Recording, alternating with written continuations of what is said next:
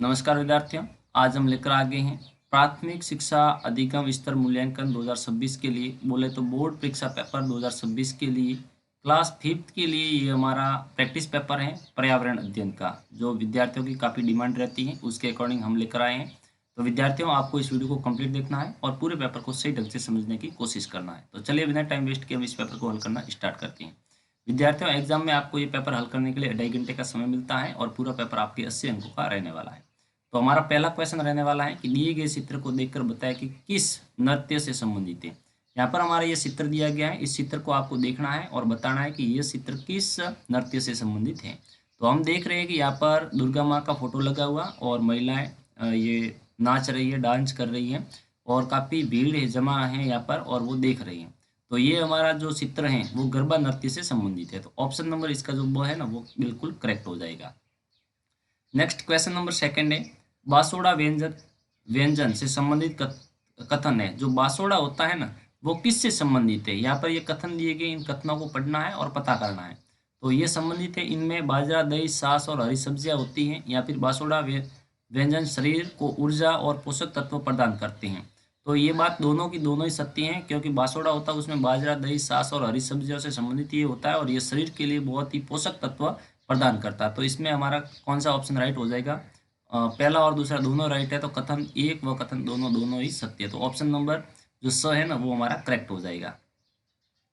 Next question number third है, रोशनी प्रकाश के प्राचीन एवं नवीन तरीकों को साट कर तालिका में लिखिए।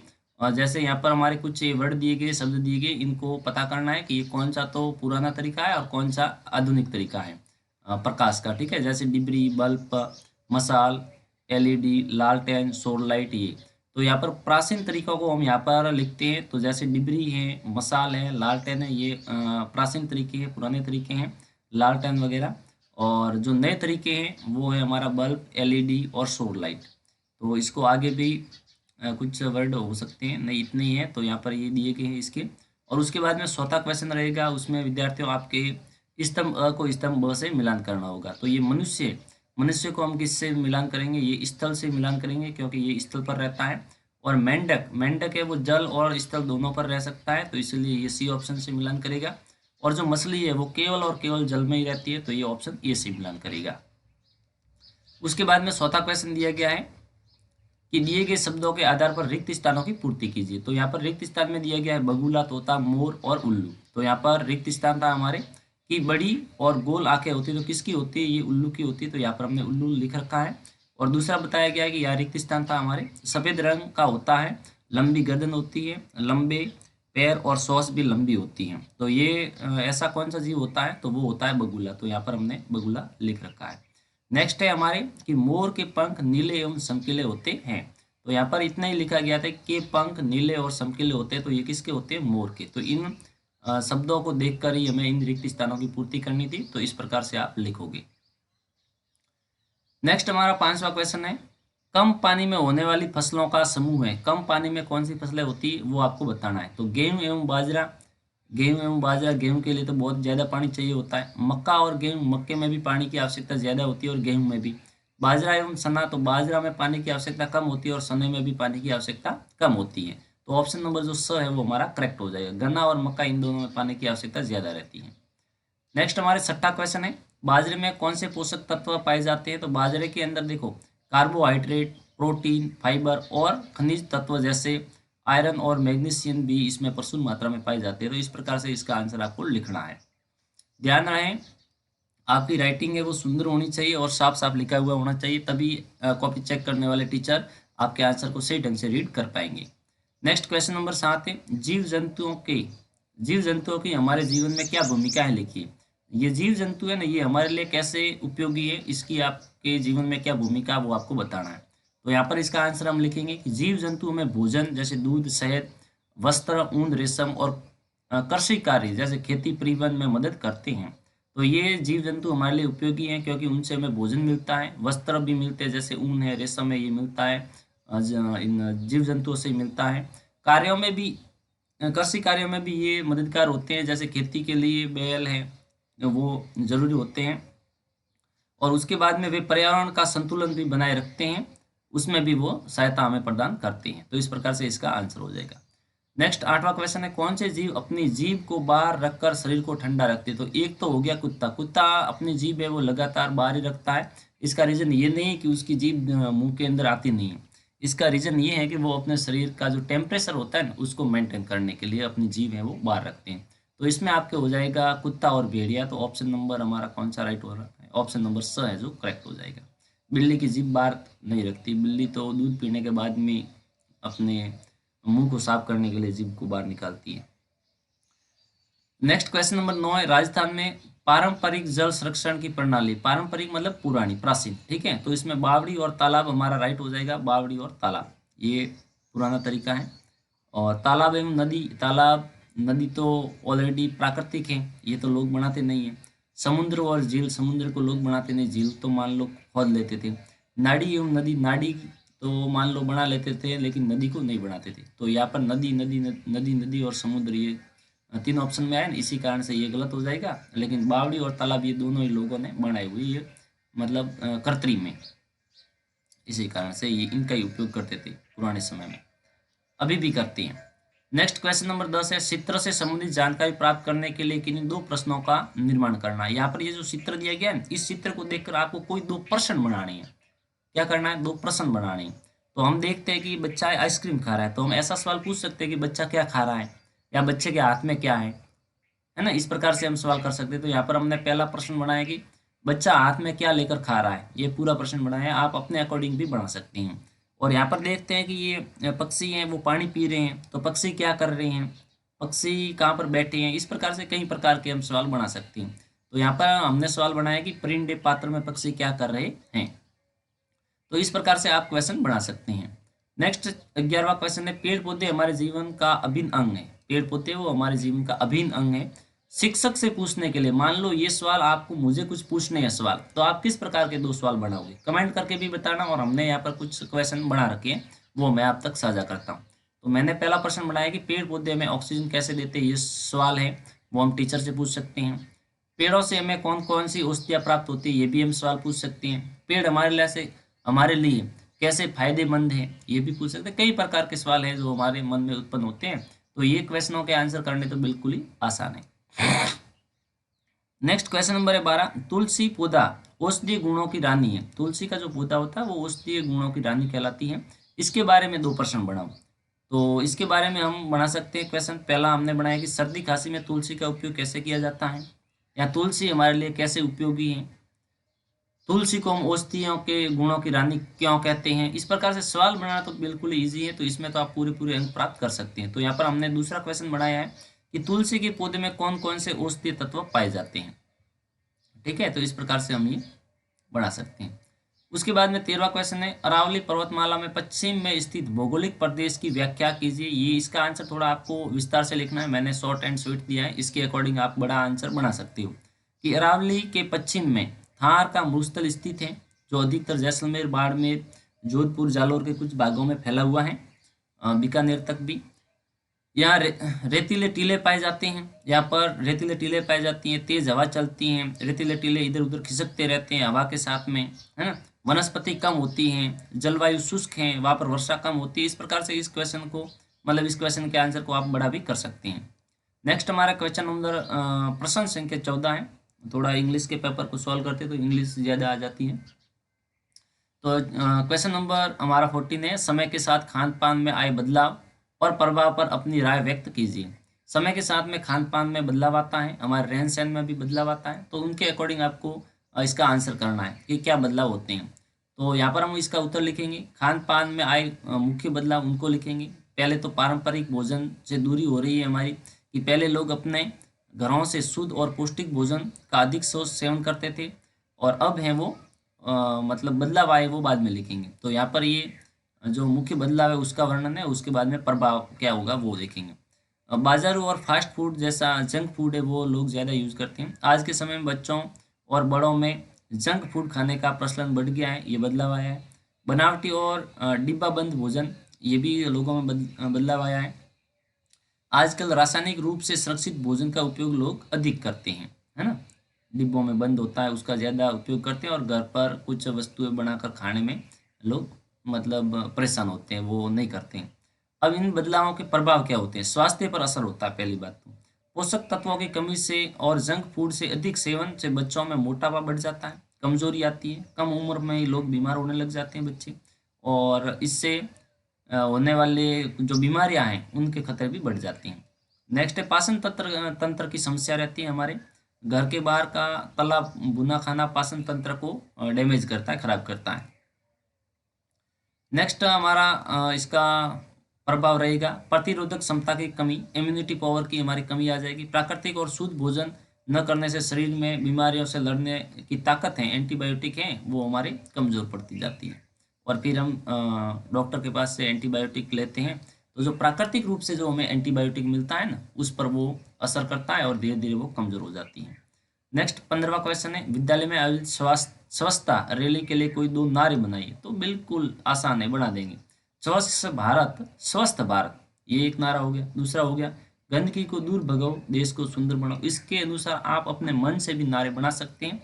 तो आप अपने मन में क्या 2 नारे सोच रहे हैं, कमेंट करके बता दीजिएगा। नेक्स्ट 15वें का सेकंड क्वेश्चन है, आप नगर पालिका अध्यक्ष के रूप में क्षेत्र की समस्याओं के समाधान के लिए क्या प्रयास करेंगे? मान लो कि आप नगर पालिका अध्यक्ष के रूप में अध्यक्ष हो और आप उस क्षेत्र की कुछ समस्या है, तो उसका समाधान किस प्रकार से करोगे? तो देखो इसका आंसर हम लिखते हैं, कचरा प्रबंधन के लिए उचित डस्टबिन लगवाना, उचित डस्टबिन है वो लगवाएंगे, और भी वो भी अलग अलग रंग के। साफ पानी की आपूर्ति सुनिश्चित करना और सड़कों की मरम्मत करवाना। ठीक है, ये इस प्रकार से आप लिखेंगे। इसका आंसर थोड़ा सा आप विस्तार से लिखिएगा। उसके बाद में 16वां क्वेश्चन है, घुलनशील और अघुलनशील पदार्थ अलग कीजिए। यानी जो पानी में घुल जाते हैं उसको घुलनशील कहते हैं, और जो पानी में नहीं घुलते उसे अघुलनशील कहते हैं। तो उनको अलग करना है। तो दूध है पानी में घुल सकता है, शक्कर भी घुलती है, ठीक है, नमक है वो भी घुलता है, मिट्टी का तेल, यहाँ पर लिखा गया मिट्टी है, ठीक है, मिट्टी है वो पानी में नहीं घुलेगी, तेल भी नहीं घुलेगा, चौक पाउडर है वो भी घुलने वाला है नहीं। तो घुलनशील पदार्थ को यहाँ पर लिखा है दूध, शक्कर, नमक, और अघुलनशील पदार्थ है वो मिट्टी, तेल, चौक पाउडर। नेक्स्ट हमारे 17वां क्वेश्चन है, प्राणायाम का अभ्यास 1 सप्ताह तक करने के बाद क्या लाभ होता है? उत्तर इसका आपको बताना है। तो इसका उत्तर हम लिखेंगे, इससे एकाग्रता बढ़ती है, श्वसन तंत्र मजबूत होता है और मानसिक शांति मिलती है। इसका थोड़ा विस्तार से वर्णन किया गया ताकि बच्चों को सही ढंग से समझ में आ सके। तो यहाँ पर देखो श्वसन तंत्र में सुधार कैसे होता है कि प्राणायाम के दौरान गहरी सांस लेने से फेफड़ों की क्षमता बढ़ती है। 1 सप्ताह में आप महसूस करेंगे कि आपकी सांस लेने की गति स्थिर हो गई है और शरीर में ऑक्सीजन का स्तर बेहतर हुआ है, जिससे आप कम थकान महसूस करते हैं। जितनी हम सांस गहरी लेते हैं और तो जिससे क्या होता है, हमारी ऑक्सीजन है ना वो उसमें स्थिर होती है, ऑक्सीजन की मात्रा O2 की मात्रा है वो बढ़ जाती है। उसके बाद में मानसिक शांति और तनाव में भी कमी हमें देखने को मिलती है। हमारा संतुलन है वो अच्छा होता है। प्राणायाम मस्तिष्क में पैरासिम, यहाँ पर ये नाम जो दिया गया है पैरासिम्पैथेटिक नर्वस सिस्टम, जो ये साइंस के अंदर आप पढ़ोगे 6 क्लास में जाके, वो सक्रिय करता है। इससे मन को शांत होता है, मन है वो हमारा शांत होता है, मतलब शांति प्राप्त होती है और क्रोध कम आता है हमें। तो प्राणायाम के बहुत सारे फायदे हैं और जो हमें करने चाहिए, मतलब प्राणायाम हमें करना चाहिए। नेक्स्ट इसमें बताया गया कि एकाग्रता और फोकस, इसमें एकाग्रता की क्षमता हमारी बढ़ती है। यदि हमारी एकाग्रता बढ़ती है विद्यार्थियों, तो जो भी हम पढ़ते हैं ना वो हमें जल्दी से याद होता है और किसी भी बात को हम गहराई से सोच सकते हैं। तो ये ध्यान रखना है, प्राणायाम के बहुत सारे फायदे हैं। उसके बाद में उस जो हमारे शरीर की ऊर्जा है ना उसमें भी वृद्धि होती है। नेक्स्ट हमारा क्वेश्चन नंबर है 18, चौराहों पर लाल बत्ती होना संकेत है। जो चौराहे पर लाल बत्ती होती है तो उसका संकेत क्या है? तो उसका संकेत होता है रुकना। तो ऑप्शन नंबर वो है वो हमारा करेक्ट हो जाएगा। 19वां सवाल है, एक कामगार का कार्य अन्य कामगार के कार्य पर निर्भर करता है, अपनी राय लिखिए। आपको ये बताना है कि एक जो कामगार, एक काम करने वाला जो व्यक्ति होता है वो अन्य किसी काम करने वाले व्यक्ति पर निर्भर होता है। क्यों? क्योंकि देखो इसका उत्तर लिखेंगे, समाज में श्रम विभाजन होता है। क्योंकि कुछ लोग हैं वो खेती करते हैं, कुछ लोग स्वास्थ्य संबंधी काम करते हैं जैसे डॉक्टर हैं, कुछ जैसे हम हैं वो बच्चों को पढ़ाते हैं टीचर। तो हम सभी एक दूसरे से जुड़े हुए रहते हैं। यदि मान लो हम पढ़ाते हैं और पढ़ने कोई नहीं आए तो फिर क्या काम के, हम टीचर बने हुए भी। और यदि आप पढ़ना चाहो और आपको कोई पढ़ा ही नहीं तो फिर मतलब हम अकेले कुछ नहीं कर सकते, हम एक दूसरे के ऊपर निर्भर रहते हैं।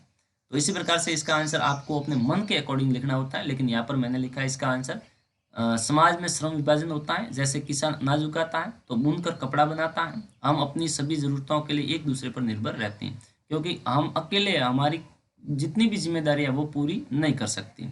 हम मान लो कोई किसान है तो वो अनाज पैदा कर सकता है, ठीक है, अनाज तैयार कर सकता है खेतों के अंदर से, लेकिन अनाज उगाने के लिए जो उनको बीज चाहिए वो तो किसी और के पास से लाने होती हैं, दवाइयाँ किसी और के पास से लानी होती है, उस अनाज को बेचना किसी और को होता है ना।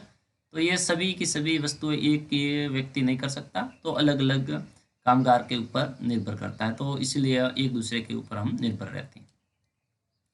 20वां क्वेश्चन है, सड़क सुरक्षा हेतु किन्हीं 3 सहायता नियमों का पालन करना चाहिए। विद्यार्थियों, यहाँ से मैं आपको कम से कम 25 अंक है ना वो बोनस में देने वाला हूँ।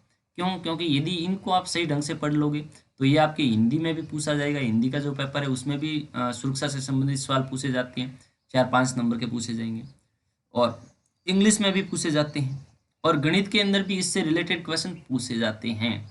हो सकता है कि उसमें जोड़ बाकी गुणा भाग करना पड़े, लेकिन पूछे जाते हैं, और पर्यावरण में भी पूछे जाते हैं। प्रत्येक में 5-5-5 गिनते हैं तो 5 चौके 20, यानी 20 अंक आपको बोनस में मिलने वाले हैं। और पैसेज वगैरह उनमें भी ये क्वेश्चन पूछे जाते हैं, तो इसके अकॉर्डिंग आपके कम से कम ये 30 अंक आपके बोनस के हो जाते हैं, 25-30 अंक। तो यहाँ पर देखो, हमेशा अपनी बाई ओर ही चलना चाहिए, हेलमेट और सीट बेल्ट का प्रयोग करना चाहिए। इसके अलावा और भी इसके नियम है वो आप आसानी से लिख सकते हैं। उसके बाद में ट्रैफिक सिग्नल का पालन करें, ये तीसरा नियम हो गया। उसके बाद में यहाँ पर सेकंड क्वेश्चन दिया गया कि संचार के साधनों का सही उपयोग करने के लिए हमें किन सावधानियों का उपयोग करना चाहिए। कोई 3, जैसे अभी आप ये मोबाइल फ़ोन देख रहे हैं या फिर आप टेलीविज़न में हमें देख रहे हैं, सुन रहे हैं, तो इसका सही इस्तेमाल कैसे करना चाहिए। तो संचार के साधन जैसे मोबाइल, इंटरनेट बहुत उपयोगी है, लेकिन इनका उपयोग करते समय ये 3 सावधानियाँ बहुत ज़रूरी होती है। देखो कौन कौन सी सावधानियाँ बता देते हैं। व्यक्तिगत जानकारी की सुरक्षा, कभी भी इंटरनेट पर अपना घर का पता, फ़ोन नंबर, बैंक की जानकारी या पासवर्ड किसी अनजान व्यक्ति को न बताना चाहिए, पहली बात तो ये। दूसरा है गलत खबरों से बचना, जैसे अफवाह न फैलाना। सोशल मीडिया पर किसी भी जानकारी को सच मानकर तुरंत दूसरों को न भेजें, पहले ये जांच कर लें कि वह जानकारी सही है या नहीं। कुछ लोग क्या करते हैं कि कुछ मान लो अफ़वाह उनके पास में आ जाती है, कोई बात आ जाती है, तो वो उनको रियल समझ के दूसरे लोगों तक भेज देता है और दूसरा उसके आगे। इसी प्रकार से वो खबर तुरंत ही वायरल हो जाती है और होती अफ़वाह है, और अंत में वो बड़ा मुद्दा बन जाती है। तो इन कुछ ऐसी खबरें होती है तो पहले उनका खुद को गहनता से जांच करनी चाहिए कि भाई ये रियल है या फेक है। उसके बाद में अपने दोस्तों तक शेयर करना चाहिए। नेक्स्ट क्वेश्चन है समय का सही प्रबंधन। जैसे देखो, इस दूसरे का मैं बता देता हूँ। जैसे अभी ये मैं प्रैक्टिस पेपर आपको हल करवा रहा हूँ, लेकिन कुछ स्टूडेंट इनको रियल पेपर समझ के अपने दोस्तों तक शेयर कर देते हैं, जबकि ये प्रैक्टिस पेपर है और उनको लिख कर दे देते हैं कि ये रियल पेपर है, यही एग्जाम में आएगा। बच्चों, हम केवल और केवल प्रैक्टिस पेपर सॉल्व करवाते हैं, जिसके अंदर से इंपॉर्टेंट क्वेश्चन सॉल्व करवाते हैं, जो एग्जाम में पूछे जाने की लगभग 90% चांसेज बढ़ जाती हैं। तो इसी प्रकार से ये प्रैक्टिस पेपर है, कोई रियल पेपर तो कभी आता ही नहीं है, ठीक है। तो इन अफवाहों के अंदर आप न रहें। उसके बाद में समय का सही प्रबंधन, मोबाइल या कंप्यूटर का उपयोग केवल ज़रूरत के समय ही करें।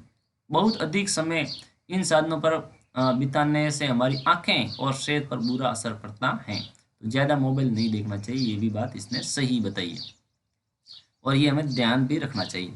नेक्स्ट 21वां क्वेश्चन है, दोस्त मोनू ने नई साइकिल देने से मना कर दिया। मान लो कि आपका दोस्त जिसका नाम मोनू है और उसने नई साइकिल खरीदी है और आपने उसके पास मांग लिया, मान लो एक राउंड मांग लिया, लेकिन उसने मना कर दिया, तो आप क्या करेंगे।